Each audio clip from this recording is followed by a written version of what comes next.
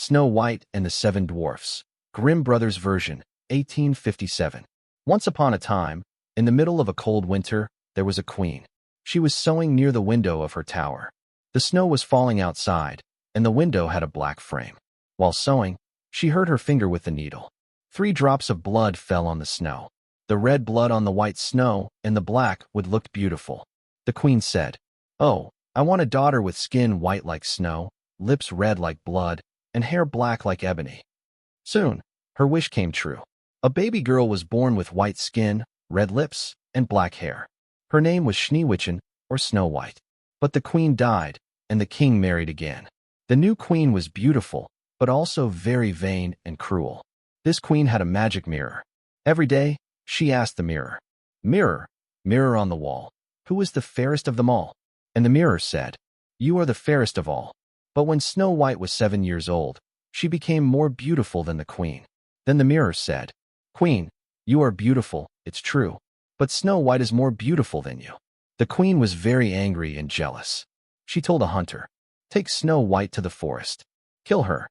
Bring me her lungs and liver." But the hunter felt sorry for Snow White. He let her go. Instead of her organs, he gave the queen the organs of a wild pig. Snow White was now alone in the forest. She walked and walked until she saw a small house. She was tired, so she slept in one of the 7 little beds. The house belonged to 7 dwarfs. When they came back from the mine, they found Snow White. They liked her because she was kind and pretty. They said, "You can stay with us if you keep the house clean and cook for us." Back at the castle, the queen asked the mirror again. The mirror said, "Queen, you are beautiful, it's true, but Snow White is alive and more beautiful than you. She lives in the forest with the 7 dwarfs too." The queen was furious. She put on a disguise and went to the forest. She tried to kill Snow White 3 times. First, with a tight corset. Snow White could not breathe and fainted. Second, with a poisoned comb. Snow White fainted again. Last, with a poisoned apple. One half was red and full of poison. The other half was white and safe.